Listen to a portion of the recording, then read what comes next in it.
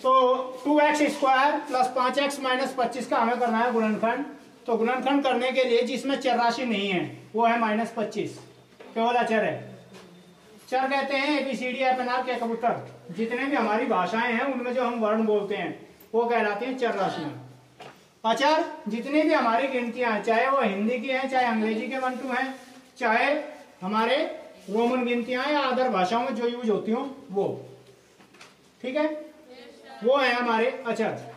तो यहाँ अधिकतम जो घात वाला है उसका और बिना चर राशि वाला जो है उसका, दोनों का गुणा किया जाएगा चिन्ह के सहित। चिन्ह सहित किया जाएगा गुणा। तो -25 का और प्लस 2x² का गुणा कर लेंगे। प्लस और माइनस का गुणा किया तो आएगा माइनस। 25 का 2 में गुणा किया, 25 दूनी 50, और x² का गुणा करेंगे। यहाँ कोई चर राशि है नहीं तो x² जो का त्यों, तो गुणा करके आ गया -50x²। -50x² को ऐसे टुकड़ों में बांटना है कि जोड़ के या घटाए के 5x आए और गुणा करें तो इतना आए। गुणा करें तो आए -50x² और जोड़ा या घटाएं तो आए 5x। तो इसके टुकड़े कर देंगे 10 पंजे 50,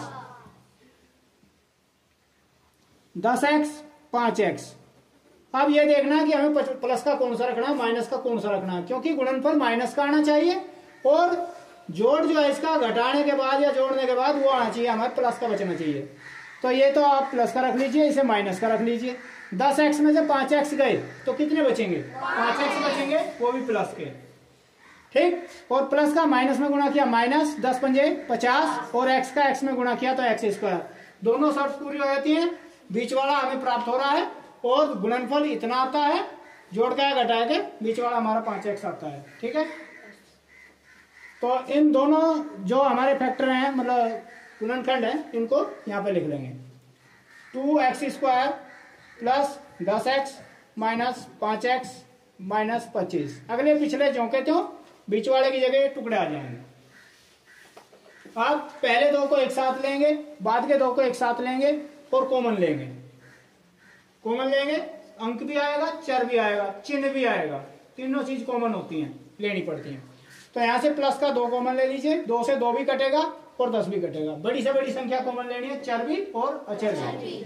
तो 2 ले लिया कॉमन, 2 से 2 भी कटना है और 10 भी कटना है। x² से और x से x कॉमन ले लेंगे, x से x भी कटेगा और x² भी कटेगा। तो 2x कॉमन लिया, 2x कॉमन जब लेते हैं तो ये प्लस का, ये भी प्लस का, प्लस से प्लस को भाग दिया प्लस, 2 एकम 2, x से x² को भाग दिया, x² भाग में घात घटती हैं, 2 घात में से एक घात घट जाएगी तो एक घात रह जाएगी, तो x की घात रह जाएगी 1, x रह गया। अब ये प्लस का, ये भी प्लस का, प्लस से प्लस को भाग दिया, कॉमन लेते हैं तो भाग देना होता है। तो प्लस से प्लस को भाग दिया, प्लस आएगा, 2 से 10 को भाग दिया, 2 पंजे 10, 5 आएगा। x से x को भाग दिया, x की घात बचेगी 0, क्योंकि भाग में घात घटती है और जिसकी घात 0 होती है उसका मान होता है 1। तो 5 एकम 5 ही रह गया, ठीक है।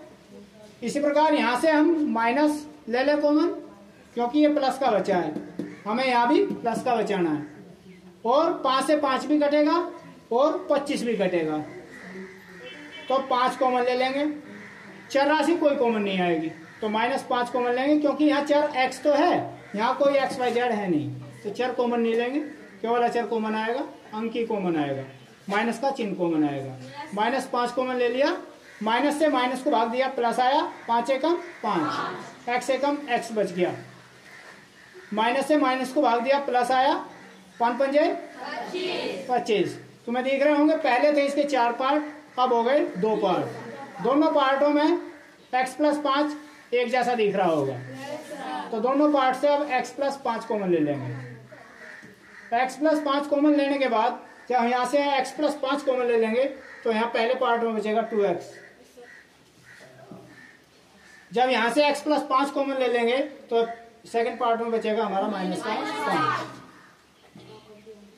तो इस प्रकार से गुणनखंड करने थे, ठीक है। एक बार और दोहरा रहा हूं, 2x² का और -25 का गुणा किया है, गुणा करके आया है -50x²।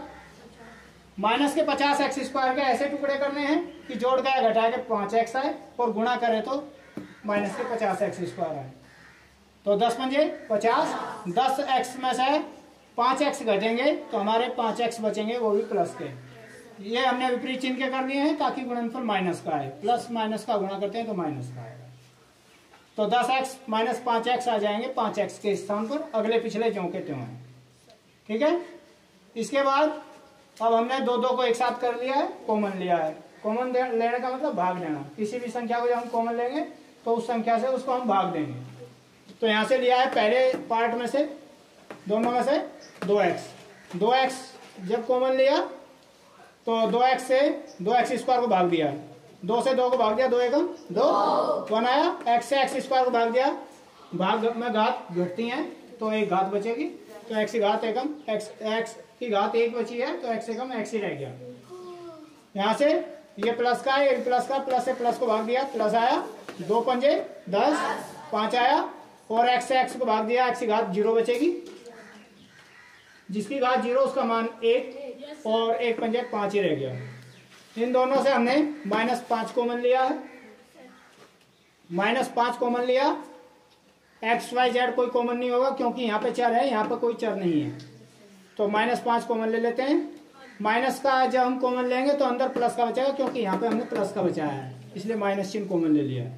-5 कॉमन लिया क्योंकि 5 से 5 भी कटेगा, 25 भी कटेगा।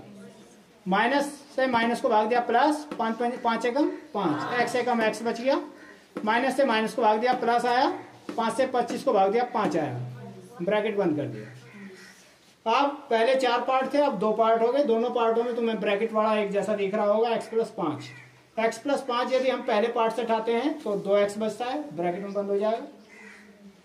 ये सेकंड पार्ट से x+5 कॉमन लेते हैं तो माइनस का 5 बचेगा, ब्रैकेट में बंद कर दिया। इस प्रकार से गुणनखंड होगा। यदि हम इन दोनों ब्रैकेटों का गुणा करेंगे तो गुणा करने के बाद यही आएगा। ठीक है।